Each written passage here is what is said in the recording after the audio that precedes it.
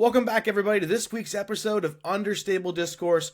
Hopefully, your soon-to-be go-to place for the stats and analysis in the game. This week, we're going to be talking about the Jonesboro Open, the Q Series that happened this past weekend. Yes, there was a Q Series. Maybe you didn't know about it, but you're going to hear about it here. Go Throw Tour stop number 2. Sports betting has come to disc golf. The Matchplay Championship, Music City Open, and we got a lot to go through, so let's get into it. Now, this past weekend, like I said, there were plenty of events to go to and plenty of opportunities for pros to go and get that bag, because it's important that on these off weeks that if you can, go out and get yourself a nice prize purse. The first one we're going to talk about is the Jonesboro Open, located at the disc side of heaven. It's honestly one of the events that I enjoy watching the most every single year, and it's typically located on the tour, but it was rotated out this year. One of my favorite things about the course is that first hole one tee shot, where you get to watch the entire flight of the disc and just showcase the power that the pros have. And then, in my opinion, the old hole 18 prior to 2024, I think is one of the best hole 18 finishers because of the multi-stroke swing possibilities. Love that hole. Love seeing Calvin Heimberg dice it up every single year. It's just such an enjoyable course to watch for me personally. But this year it took place over a 2-day event on Friday and Saturday. And the reason for that is that the TD of the event wanted to give all the pros plenty of time to get to Nashville for the Music City Open. I think that's really considerate of the tournament director. The only problem is they may have forgotten that A tiers require 54 holes of play. And so that kind of put them in a bit of a tough spot there where it's like, do we do 2 rounds on one day, 1 round another day? They decided to split it right down the middle and do 2 rounds of 27 holes. If you're asking yourself why some pros went to this event and not other events or vice versa, there's an unconfirmed source who says that the pros who were staying with them at their place for the Jonesboro Open said they didn't go play in the Go Throw Tour event because their contract stipulates they don't get incentivized for non-PDGA sanctioned events. So that's something to really keep in mind going forward as we watch who's attending the Go Throw event and who's going to play elsewhere. Looking at the FPO field for the Jonesboro Open, the top of it was pretty heavily stacked with players like Kristen Lett, Silva Saarinen, Rebecca Cox, Kat Murch, Katrina Allen, and a few others, so it's a very, very solid lineup. But despite all that, you wouldn't really have known that anyone else was in the field except for Kristen because she ended up winning the event by 23 whole strokes. That's right, 2-3 whole strokes in a 2 round of 27 holes event. I would tell you how she did statistically, but here's the thing. They didn't really track the stats. If there were stats for the event, it's because the player themselves kept the stats, and there really wasn't any to go off of, especially for the FPO field. But she did lead the field in birdie rate and in limiting her over par situations, so that's great. But really, in all reality, she just crushed everybody in the field. But over on the MPO side, there was a bit more competition in terms of the score separation between the different places. The best thing to come out of the weekend for Jonesboro was to see Ben Calloway get his revenge on the course by edging out Aaron Gossage and just having a cleaner final round, final 9 holes on round 2. But to see him get the win at Jonesboro is a big deal. He was so close in 2024. It's nice to see the man come out, play well, and get himself the big dub and get to put his hands on that nice trophy. One other call out that I'm going to make for this event is that the Finnish guys, and when I say Finnish guys, I don't mean finish like finish the event, I mean finish like from the country Finland. They did pretty well coming in 3rd, 4th, and 5th place respectively. Maybe they saw the power of Niklas at the Open at Austin and decided to come out and really put forth a full effort at Jonesboro, but solid finishes for the finishes. The next big event that happened this weekend, and maybe the biggest event on the weekend, that's who's to say. We can make arguments for all 3 of these events, but we're going to talk about the Persimmon Ridge Championship, which is the second stop for the Go Throw Tour. And once again, not sanctioned by the PDGA as we mentioned earlier, and we have to turn to UDisc for all the scores. But before we get into the scores, I want to take a moment to talk about the actual coverage that happened for the event, and some interesting things that we need to talk about. There were 2 separate cards covered for the MPO field. Obviously, the Go Throw card was covered by Luke and Paul Oman on commentary. Really enjoy listening to them talk about the course. Sometimes it can feel a little monotone, but I like the relaxed feel they have, and it just seems like I'm sitting on the couch with my buddies watching disc golf, and two guys are talking to me about what's going on. On the opposite side of things, you have Ace Run Pro covering a feature card, and we had Gannon and Calvin on commentary, and that was like two friends roasting each other on commentary. While the microphone situation wasn't very good, the banter between the two of them was pretty entertaining to listen to. If they could find a way to clean up the audio a bit and put them on the mic more, I would love to see the combination of Gannon and Calvin. I don't know what we're going to call that. Maybe Heimburr commentary, but I was a fan. I'd like to hear more of the two of them on the mic together. Now, a source that I've talked to has said that the FPO coverage will be coming out on Birdie Productions sometime soon. I don't know what soon means in this particular case, because we just had the Cancer Playbook Open 2 round coverage for the FPO released over on MX Disc Golf, and it's been a little bit, so who knows to say what soon actually means. And I think it's really crucial that they get the FPO coverage figured out as soon as possible and get it turned around as soon as possible for a couple of reasons. Obviously, we want to be able to adequately highlight wins from some of the lesser known names or from the people who we're used to seeing on the lead card at events. And if they want to continue to get the buy-in from the FPO field and have them come out and play these events, they need to ensure they're being covered, because it's important to players who want to get their names out that they can get their names out, and being on coverage is one way to do that. So hopefully they get this turnaround a lot faster and they put the love and attention into the FPO field the way they should, because even though the FPO field may be smaller at these events, they can still card for people who really have some, let's just say, attention in the FPO space. So I think it's important to get that out there. One thing I'd like to highlight that I think was really interesting, and I'd love to see more and more people do this, and we've seen this before on Jomez and some other things like that, but the coverage on the Go Throw channel started with a small video where they kind of met with the course owners and they talked about the history of the course and how COVID redefined a lot of things for them and what they were able to do for the disc golf community. And it really set the stage for, I would say, the importance of the use of this course for the event,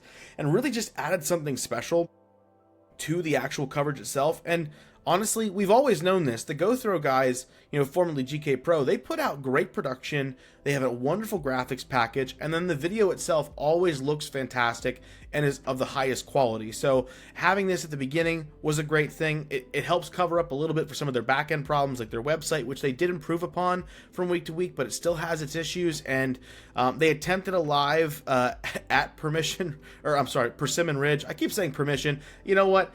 I'm leaving this in here because that's a mistake I've made a lot. I think in the last video I said Permission Ridge, which is kind of funny, but Persimmon Ridge definitely has some issues when it comes to live of any kind, because they're kind of out in the middle of nowhere, which is going to be a theme with a lot of the Go Throw stops, is they're courses that are beautiful, but they're kind of out in the middle of nowhere, and live can be a difficult thing. But they had a live get together, and it was rough. It was pretty rough. So hopefully they can get those things figured out, but I think that's going to be what's going to happen when they go to some of these courses that are in the middle of nowhere. Some big news that came down the pipeline for the Go Throw Tour was the announcement of a full-on main sponsor in Prodigy Discs, which I think makes a lot of sense, and it's great to have them getting involved, because their number one guy, Luke Humphreys, the OG, the big Prodigy name, team captain, he's the one piloting this Go Throw thing. So to have his manufacturer come along and sponsor the whole thing and put money behind it and get involved, I think is a really great deal. And I hope it's more than just some custom stamped disc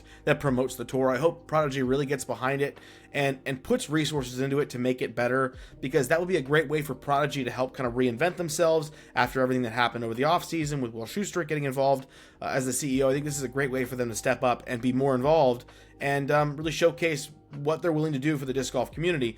Now, one thing that I will say that happened, if you watch the coverage, one thing that was really exciting for a lot of fans is that the Go Throw coverage, they had no problem announcing disc names when players were throwing it, and something that they called out a lot in the comments. And Luke himself even said on coverage, hey, we're doing this and you can't get this anywhere else. It's something really cool that we're doing for everybody. And then after this Prodigy announcement, we didn't get that anymore. we didn't hear names of discs if they weren't Prodigy discs, and instead we got things like the red disc or the overstable putter mold. So I know a lot of people are calling for that to come back. I hope that's something that maybe they can do. I really enjoy it. I think it's a great way for pros to get some more exposure when they're on camera. When you got guys like Raven Newsom get on camera, you want to be able to hear what he's throwing, and it helps support Raven. So that's the whole impetus for one of the things they were trying to do with the Go Throw Tour, is support pros. So hopefully they can come back to that kind of thing. They can work out some kind of agreement or whatever, but it'd be really sad to see that go. All right, enough about the coverage of Go Throw. Let's talk about the actual winners themselves. On the FPO side, it was definitely a small field. That's something we've come to be used to with the Go Throw Tour, but there were some recognizable names like Emily Weatherman, Eliezer Midling, Deanne Carey, and Taylor Chosick. And I said last week that I thought this was going to be a great event for Emily Weatherman to sort of get her jump start for the season. We really didn't see that very much. After the first round, it was really only a two-person race between Maria Guerrero and Jennifer Smiley. And the only thing that kept Smiley from being tied for the lead was a single bogey she took on hole 10. Now, that didn't really matter, though, because Smiley came out super strong in the second round, tying it up pretty quickly, and then there was a bit of an exchange of lead back and forth a couple times, and she only made one bogey in the second round, also on hole 10. So hole 10 got her twice over the weekend, but that didn't matter because she takes down the win, and she got her first win of the year, which is a big deal because I'd love to see her take that momentum into Music City and have success there. And I'm not always going to do this, but I have to give a special shout out to Jennifer Smiley because she is a member of Team Tree Magnets, which is a shop local to me in the Lancaster area. And they honestly are full of incredible people. I've made some fantastic friends who work for the Tree Magnets group or are sponsored by the Tree Magnets group. And I just think it's incredible seeing a local group supporting players and to have those players go out and have success on the tour, whether it's the Pro Tour or the Go Throw Tour. I think that's fantastic. So one of the things that you can do to help is go check out the link in the description for Tree Magnets. They have wonderful things. I know they just got a bunch of restock of some really cool stuff and some new things that are coming out. And while you're there, make sure to use Jennifer's code Smiley20 for some free shipping. But all that is in the detail down below the description. Make sure to go check that out and pick something up from the Tree Magnets group while you're there. Not a sponsor of this video, but who knows, maybe someday. Over on the MPO side, we saw a fun battle amongst some top players on tour, names that we're very used to hearing, like Kevin Jones, Calvin Heimberg, Gannon Burr, Andrew Marweed, Joey Buckets, Sullivan Tipton. Yes, I said Kevin Jones. I know we haven't heard his name a lot recently in any kind of good light when it comes to finishes on tour, but I have to include his name here because despite a very, very aggressive surging Calvin Heimberg in round 2, who shot 10 under par, Kevin Jones was able to hold on strong after a rocky start and take the win here with his red disc and do his Arkansas heritage proud. So big props to Kevin Jones for the win. I hope this, like Jennifer Smiley, jumpstarts his season a bit more. We can see him becoming aggressive on tour. I used to love the days of KJ USA knocking down the massive circle 2 putts and just being everywhere on the tour and being one of the most athletic people we've seen. I want to see those days come back for KJ, so hopefully this is what it takes to get that going. And last but certainly not least, let's talk about the Q Series that happened this weekend. Yes, this weekend was the first event of the Q Series for 2025, and for those who don't know, this is a qualifying series to be able to get your your tour card for the Pro Tour, a chance to earn that for yourself. They play multiple events across the country, and tour card holders, they play these events, they count for points, and it adds up to a great big finale at the end of the season. And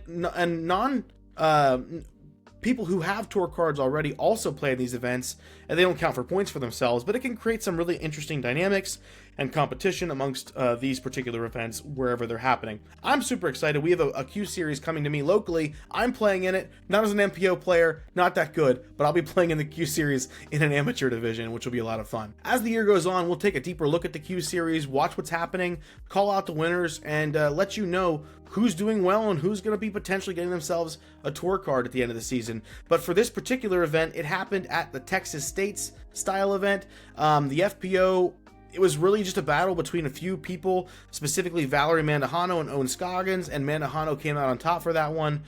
So big props to her for the win and fighting off both her sister and Owen Scoggins. On the MPO side, the field was pretty competitive from a score separation perspective, but at the end of it all, GT Hancock came home with the win, followed very, very closely by Charlie Moore and Mason Ford. One of the biggest pieces of news to hit disc golf this year, this maybe decade, I don't know, is what happened and what was announced yesterday. Yes, on April Fool's. I don't know why they chose to announce it on April Fool's. Maybe it was because they wanted to get people talking about it. But yesterday, Jeff Springs showed up on the All Birdies, No Bogeys podcast over on the Joe Miss channel and said that betting would be live for the Music City Open. Take a second to think about that. Jaw drop. Betting in disc golf live for Music City Open. We've seen betting happen before with Prize Picks. We saw Prize Picks get absolutely taken to the cleaners, and here we are again announcing betting for live disc golf.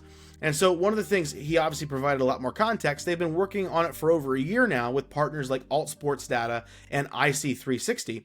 Alt Sports Data is a third-party data provider who develops independent algorithm-driven betting markets, and they support major sports books like DraftKings, FanDuel, BetMGM, and 11 other major platforms. And they partner with big sports organizations like Formula One, X Games, the Curling Group. I love curling. Curling's fantastic. Don't be hating in the comments about curling. Pro Motocross and World Surfing League and a bunch of other places, including, obviously, the Disc Golf Pro Tour. The other partner, IC360, formerly known as US Integrity, they are a monitoring and compliance agency that is going to assist with the transparency, accountability, and security for protection against things like fraud and corruption amongst the betting scene. And the Pro Tour has been working with these guys for over a year. They've been doing testing in the background, and they've used the first several events this season to test the algorithms, make sure the system works, and apparently it has, because here we are. According to Spring, we're going to have betting on regulated markets right now in 6 different approved localities. Those are Arizona, Colorado, Illinois, Oregon, Nevada, in casinos only. I love the idea of someone walking into a casino in Las Vegas and saying, where's the Pro Tour? What TV is it on? And then obviously Canada, including Ontario, and all of Mexico. So that's a small limited area of approved states. As more states get approved, they'll be added to that list. They're also going to be doing daily fantasy sports betting using multi-sports platforms like Underdog in 31 different states and Washington, D.C., and they're going to be partnering with an established disc golf platform called Hold My Bag. Some of you may have heard this before. I've been playing Hold My Bag for quite a while. These guys, they run a fun game where you select players from a tier list to build your lineup for the particular week. For instance, you have to pick people who are in the top 10, and then from 10th to 20th, and 20th to 30th, and so on and so forth. So it forces you to pick people from all over the gambit of rankings within the disc golf community, and you have to be strategic about how it's going to work, and you get extra points depending on how they score, and big things like eagles and aces and all that stuff. It's a lot of fun, and they offer a free-to-play version that comes with gift card prizes, which is really cool, and they are now going to be launching a full pay-to-play version, and according to Spring, they're going to be available in 19 different states. We'll see how that goes. Obviously, these are, first reported pieces of information. I'm sure there's a lot more that we'll learn about this as time goes on. Bringing betting and gambling into the sport of disc golf is obviously a very risky thing. There's a lot to consider, and the question has always been like, why does our sport need gambling to be involved? And some of the reasons that Jeff gave was that the DGPT is going to be using this as a pilot season because they're hoping that this is going to help with things like viewership, awareness, partnerships, and the economy of the sport. Viewership is a really interesting thing to talk about here because they're actually offering a free month of Disc Golf Network to participants to kind of sweeten the deal. So it's sort of like, hey, we're going to let you bet on this. Here's a free month to go watch the sport. That way you can see what it is that you're betting on. But I'm not fully certain it's going to attract a ton of new people to the sport. One of the examples that Jeff gave on the podcast was that, getting into fantasy baseball really got him involved in baseball more than ever before, and he kind of feels like maybe that'll help, get people into disc golf. And here's the thing for me, I've been really, really into fantasy football a lot of my life when I've been able to do it, and I've never been more interested in football than when I was playing fantasy football. It was obviously a one-to-one thing for me, but the problem is, with this kind of line of logic, is that if I walked up to a person who didn't play fantasy sports of any kind, and I talked to them about football, baseball, basketball, soccer, they would all know that these are professional sports. And that is not something we can say about disc golf amongst people who don't consume any disc golf content whatsoever. We walk up and say, disc golf, and they're like, What? Are you talking about frolf? I've seen that in a park one time. That's a professional sport. You tell them that someone made a deal for 10 years, 10 million, and they get pretty like they can't believe that. So I think that there's still a barrier there of how well we're going to get people into the sport. I don't know that betting is going to do that per se. Will it get people who are involved in sports betting to look at the sport of disc golf?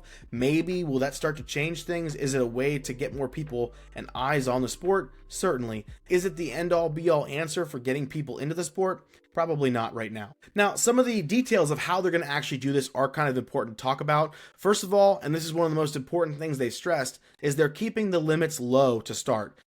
Right around that $100 mark, because they don't want to open it up to unlimited types of betting, because that makes the winning amounts pretty crazy. It gets things really intense really fast, so they're keeping it at $100 to start, which I think makes a lot of sense, is definitely the smart play here.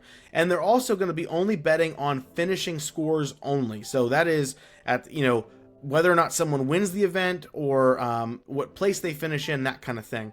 Right now they can't use statistics for any kind of betting lines because the stats are just too inconsistent.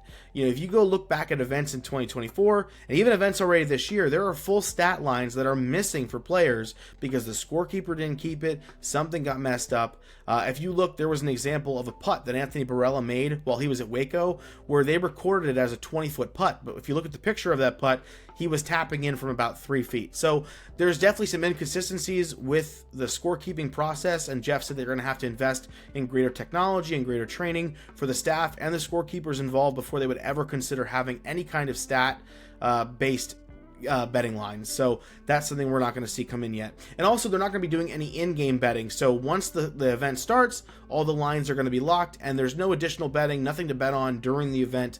It all happens before, and once the event is over, then the payouts happen. And the other important piece that Jeff clarified is that the tour itself is not going to be part of the line setting. They're not going to be part of it in that way. They are licensing all of their data to Alt Sports, the third party source, to create the betting lines. Really what their job is to do is they're trying to make sure that they're enforcing the internal gambling policy in compliance with the IC 360 oversight. So really when it comes to creating anything, that's not their job. Their job is just to hand over all the data and then to make sure people play by the rules on their end who are part of their staff and their program. Now, when it comes to gambling in sports, there are just inherent concerns that we have to talk about, things that we have to consider. And it was nice to hear Jeff bring these up because it means that there's something that they're actively thinking about. The chiefest amongst those concerns, first to everyone's mind, the comments you can see on every single video, is that players are going to be able to bet on themselves. How are they going to stop that? How are they going to make that so it's not possible? And that, like I said, that's being voiced every single place I've seen this come up.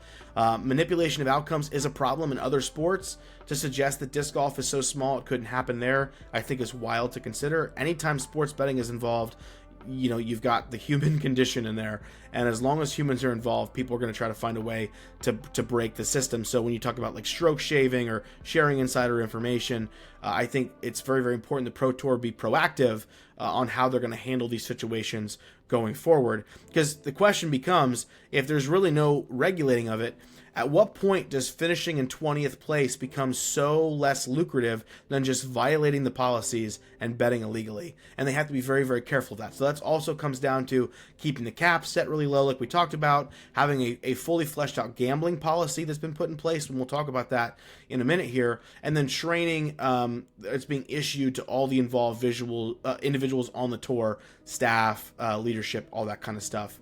And they've also established that Baker Helton, the VP of Business Administration, is going to be the lead contact for any suspected issues of policy violations. Another major concern are the negative effects that players could have placed upon them, because, you know, you've got event security issues, and the pros in disc golf are way more accessible than most pros in most other sports.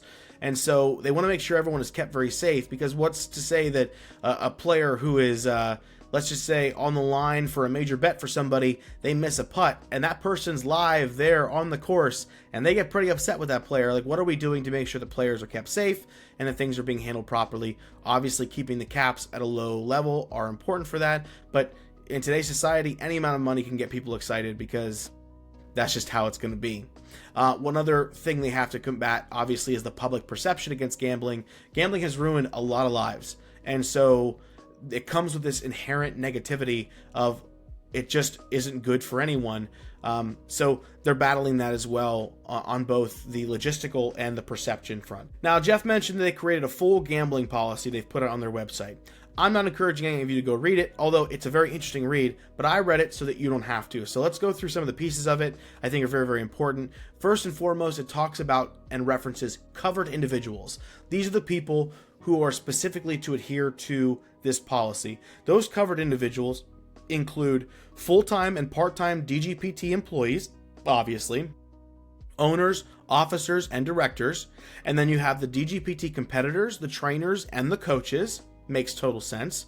The DGPT event officials, security personnel, and the event day venue personnel themselves, and then also volunteers that are acting as spotters, scorers, stat keepers, people who mark areas for competitive reasons like OB or hazard, and then any other relevant staff designated by the Pro Tour on a day-to-day basis. I'm going to pause for a second there so you can think about this problem. How are they going to make sure all of these people are compliant? What are they going to do? Like, are you going to turn over your phone when you become a stat keeper? No, you need your phone to keep stats. How are they going to make sure that all these people are playing by the rules?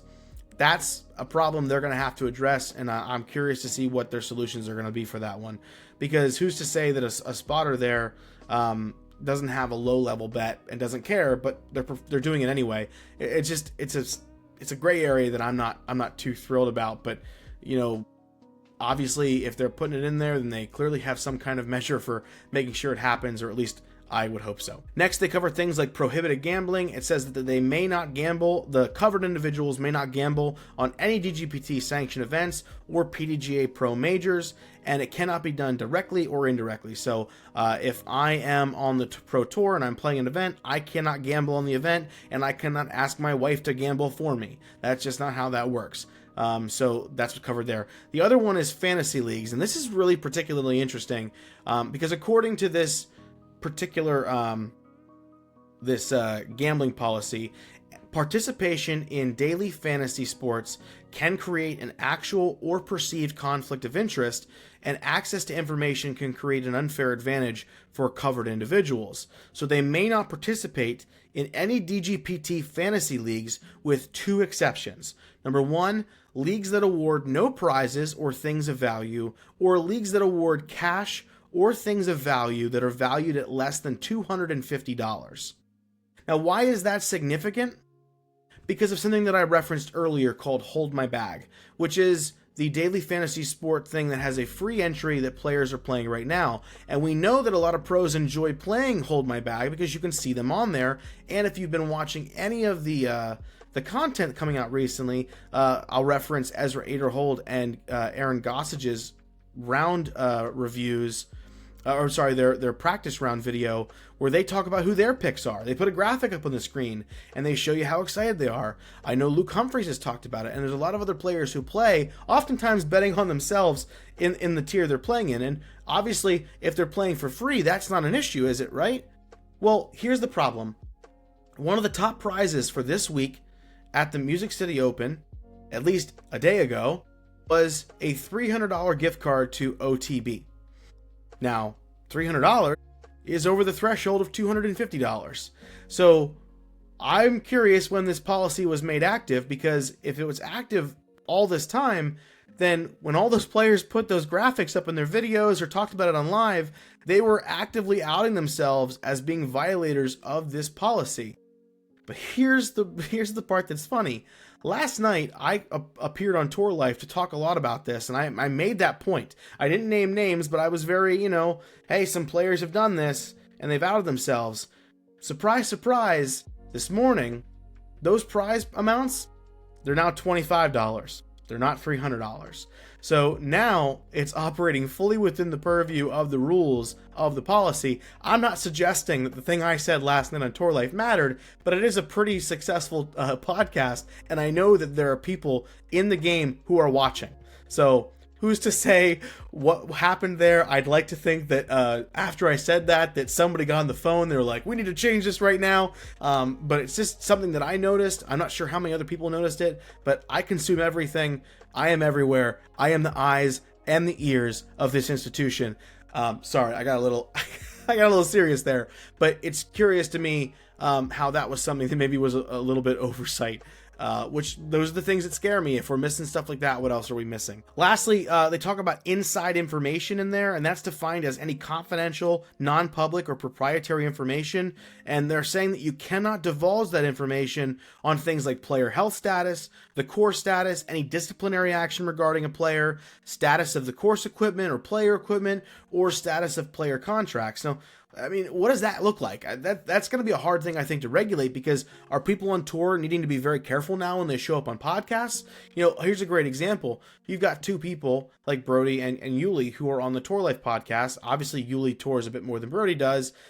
So they'd be considered covered individuals. What happens if accidentally, in the course of just talking about things, or even, let's say, on the Vlog Squad videos, something comes up where someone's like, oh yeah, I was playing with so-and-so yesterday and they lost their favorite driver. Now, that's not public knowledge, but that's a significant thing related to the status of player equipment that may or may not affect someone's desire to want to play that player in that week's betting line. So if I know that the best player on the tour lost their favorite driver that they've been using all week long for practice, and they haven't announced that themselves, that is information that may or may not affect the way people make bets. And so this is another one of those gray areas with a slippery slope that I don't know how they're going to regulate, and I'm curious to see how it's going to be done.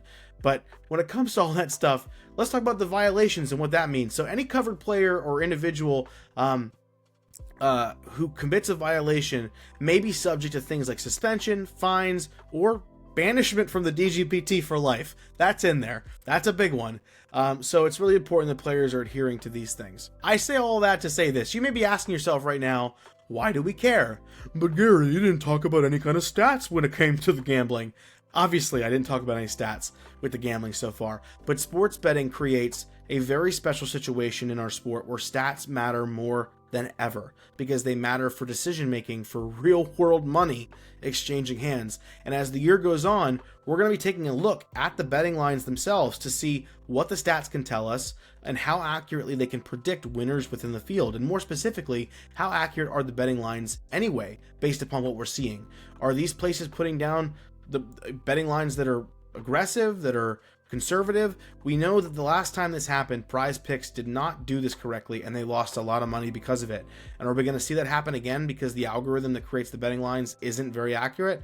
But we're going to take stats, we're going to compare them to what we're seeing, and we're going to try to make those estimations. Stats more than ever has become important in disc golf. So I wanted to talk to you about the gambling. I wanted to show you how that's come to fruition, because it's going to matter a lot for the future of this particular program. So I wanted to bring that up. But anywho, let's talk about the Music City Open. So this weekend we have the Music City Open coming up, and it's been around for quite a while in a number of different capacities for the professionals. It's been the home of many repeat winners like Katrina Allen and Paige Pierce, who both have 2 wins to their name. You've got both defending champions in Kristen and Simon with 2 wins apiece, and you have the all-time most winnerist, winningest, however you want to say it, player for the Music City Open, Chris Dickerson, at 4 wins for this particular event. But the question on everyone's mind is, will Kristen and Simon, winners from the last 2 years, get the three-peat this year?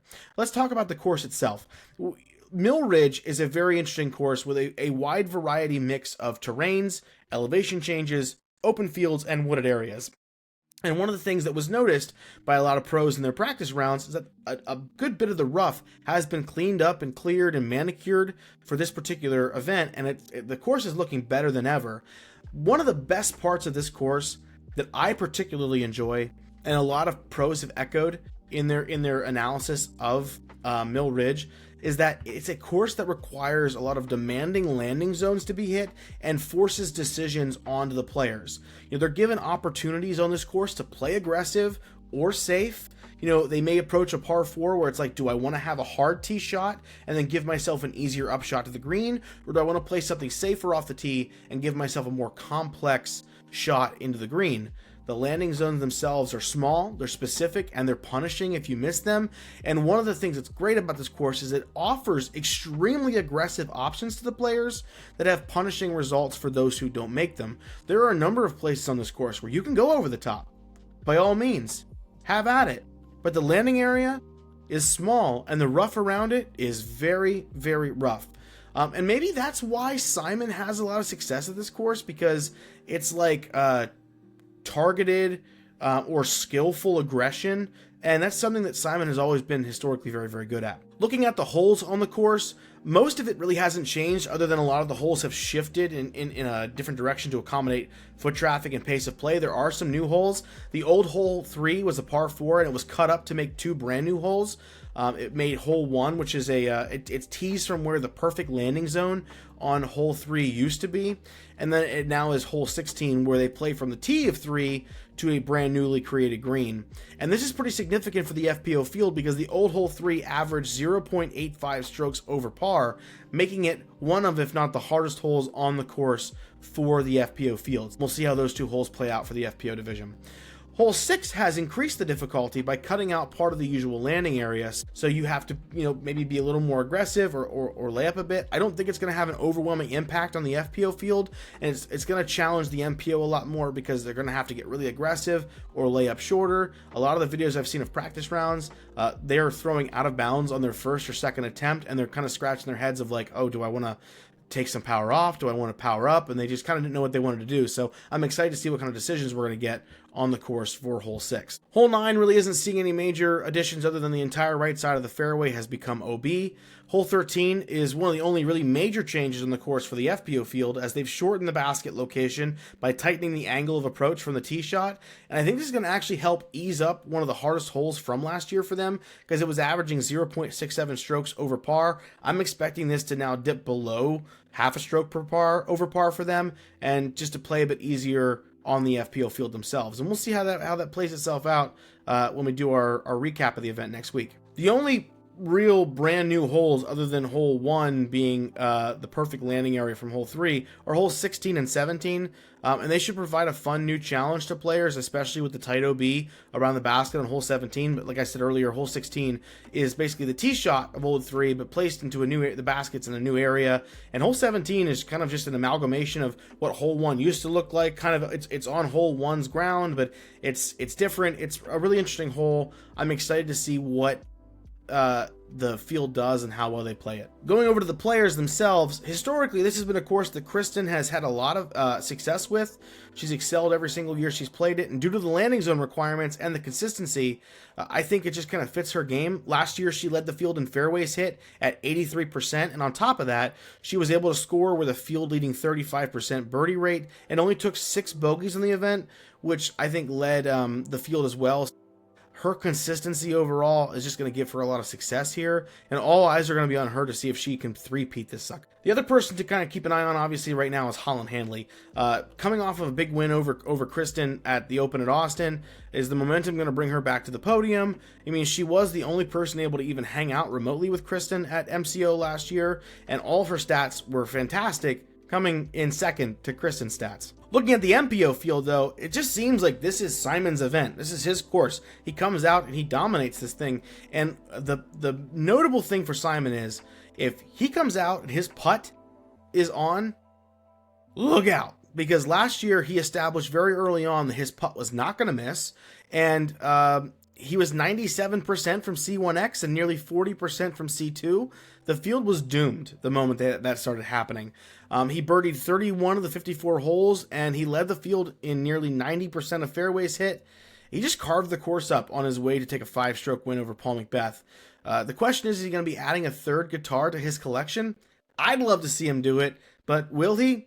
I don't know. We also have to look at Paul and Ricky here, who I think are, when you talk about things like hitting fairways and dealing with gaps, course management, staying consistent, it's really hard to ignore Paul and Ricky and the experience they have in these categories. They're going to be doing a battle in the match play event before the event starts, so I'm excited to see a nice preview of what might come in the event itself. And do they have what it takes to seal the deal for the first time this season? That remains to be seen. The other guy we have to talk about here is Chris Dickerson. He's won this event more than anybody else. I can't make a list without including him on it for this particular course, and while he doesn't necessarily stick out in any one particular statistical category, he excels pretty much across the board, and it's not been a very great start for him this year, missing the top 10 out of the first 3 events, but this could be the one to get his season jump started. I'd love to see it happen. Love to see him be competitive. Chris seems like such a genuine guy, and whenever I think about this event, I think about him walking back on that ace that he hit in Zach Melton's face, where he started thanking his sponsors.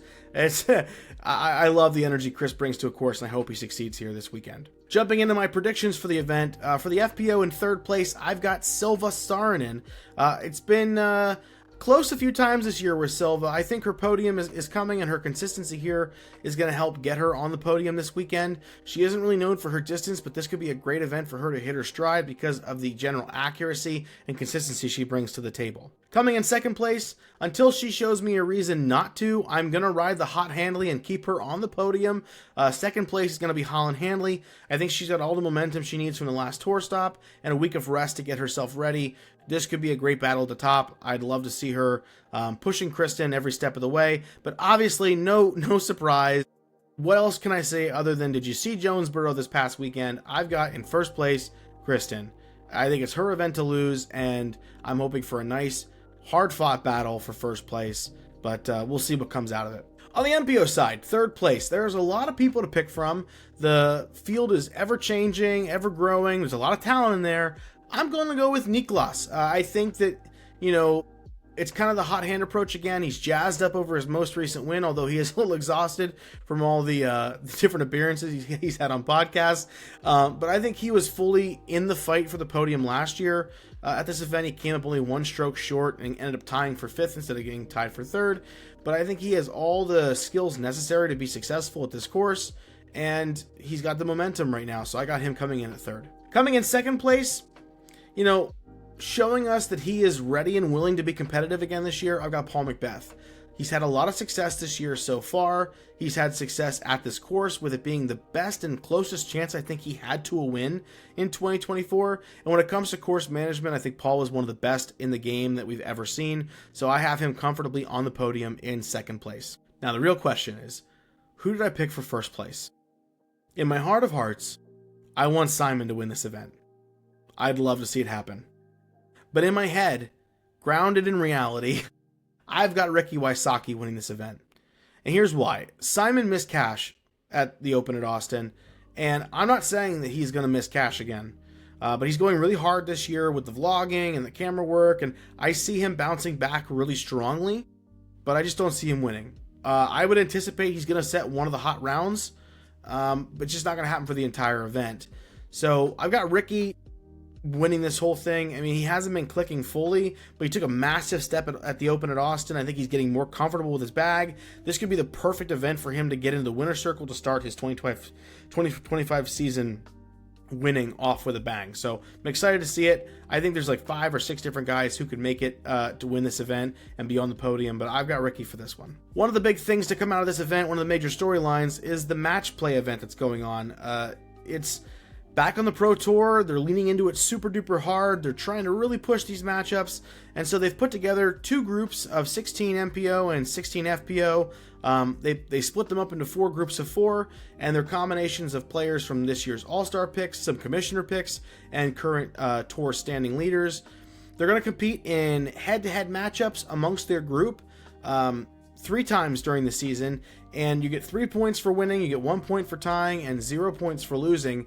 And basically what's going to happen is they're going to compete at this event, at the MCO, at the Crocal Open, Idlewild, and Green Mountain Championship. Not all people are going to compete at each one of those.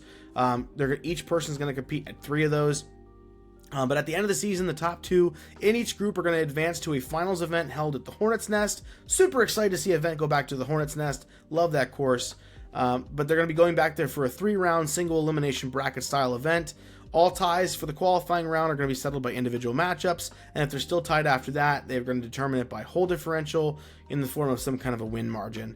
But let's take a look at the groups themselves. I think it's really, really interesting to see who we've got put together here. So on the FPO side, you've got Group A, who consists of Holland Handley, All-Star this year, Ella Hansen, All-Star, Deanne Carey, points qualifier, and Allie Smith, who is a tour director pick.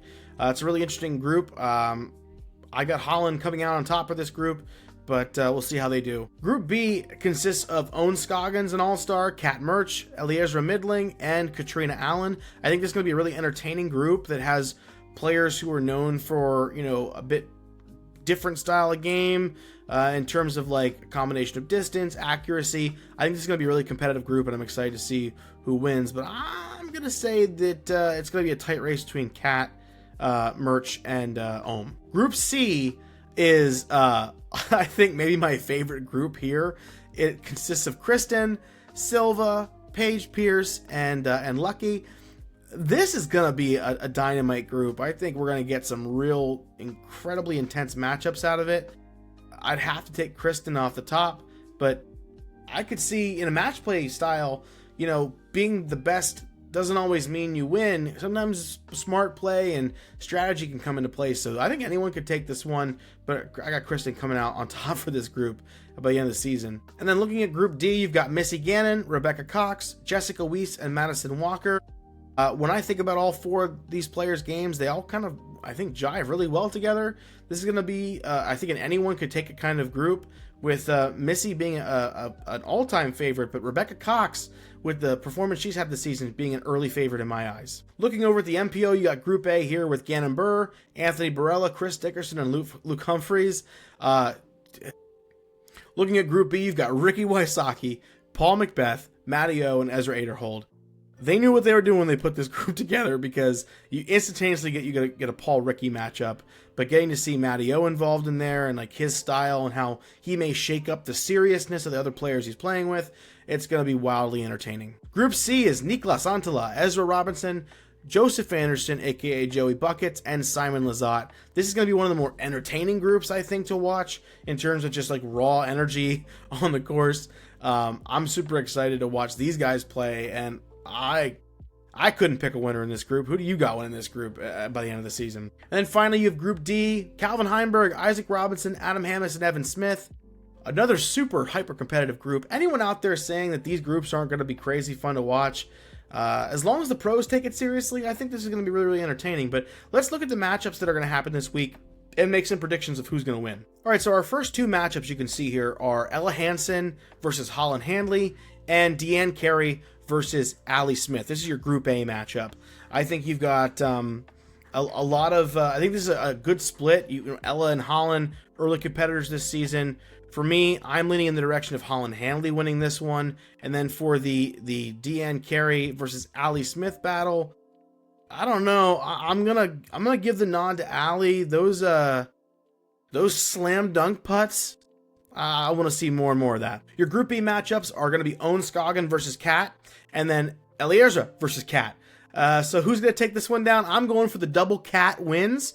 I think that Kat Murch and Katrina Allen are going to take this one down. Kat Murch being a little more adept to some of the changes in combination of distance and accuracy at the course, and then I think Katrina Allen just has the experience here, and she takes down the win in that matchup as well. So for your Group C matches, you've got Kristen versus Silva, and then you got Paige Pierce going up against Lucky. I think this is going to be a really tight one between Kristen and Silva, but I got Kristen winning that one, and I've got Paige Pierce winning her matchup as well. And then for Group D matchups, you've got Missy Gannon versus Rebecca Cox, and Jessica Weiss versus Madison Walker. For this, it's a battle of who's going to be more consistent to me. I'm going to take Rebecca Cox in this one, and Jessica Weiss. Looking at the MPO side, it's very obvious they wanted to kick this thing off with a bang, because in Group A, you've got Gannon Burr versus Anthony Barella, and then Chris Dickerson versus Luke Humphreys. These are the two best matchups in this group, because Gannon and AB, they're like two sides of the same coin. The super humongous, super tall, throwing forever distant, crazy down the stretch players. And on the other side, you got Chris Dickerson and Luke Humphreys, the guys who are sneaky good at the shot shaping, dirty on the putting green at times, and just have the personality. These are tough ones to call for me. I'm going to have to give the nod to Gannon, and then I'm going to say Dickerson because of his history at the event. For Group B, they did it. Ricky versus Paul. And then you've got Matteo versus Ezra. Ricky versus Paul, you know, everyone's saying they're friends now, so the rivalry's dead, but I guarantee you, when push comes to shove, they both want to win. And even though I've got Ricky coming out on top of the event, I think Paul takes down the match play match between the two of them. And for Ezra and Matteo, it's not been a great start for Mr. Oram this season. I gotta give this one to Ezra. Speaking of Ezra, going to our Group C matchups, we've got Nicholas Antala versus Ezra Robinson and Simon Lazat versus Joseph Anderson. Two more wonderful matchups here. I'm going to have to go with Ezra Robinson, even though I got Nicholas on the podium. I'm going to go with Ezra Robinson here because he may probably get the concept of match play a little bit better than Nicholas. I don't know how often Nicholas has played match play, but I know Ezra, he's been up to some shenanigans. So if anyone hasn't seen his Vote For Me Team USA video, oh my gosh, go look at that. That man, he is the shenanigan king, and he's getting that 10-year, 10 milk. I think Ezra Robinson's got the win for this match play match. And then I got to give it to Simon. Simon strikes me as the guy you want on your match play team. Last but not least, we have the matches in Group D. That's Calvin Heimberg versus Isaac Robinson and Adam Hammis versus Evan Smith. The first matchup of Calvin and Isaac is the battle of like the guys who are consistent, great backhand throwers. I'm going to lean into Calvin on this one. And the next one, Adam Hammis versus Evan Smith. I like this because it kind of feels like a little bit of the old guard versus a little bit of the new guard. I think it's going to be a good battle, but Adam's got the experience here, and I think Adam's going to take this one down. But hey, everyone out there, that does it for me. We went over a lot this video. I'm super excited for this weekend to watch the Music City Open. I can't wait to see who takes it down. The match play events tomorrow are going to be fantastic to watch. I hope you all enjoyed the episode. Let me know what you want to see in future episodes down below. Let me know what you think about sports betting coming to disc golf. Is it a good thing? Is it a bad thing? Is it going to advance our sport? Is it going to take our sport backwards? Put that in the comment section down below. Don't forget to like the video, and if you're willing to, please subscribe. It's the best way you can support this channel and our growth going forward. Until next time, have a wonderful week.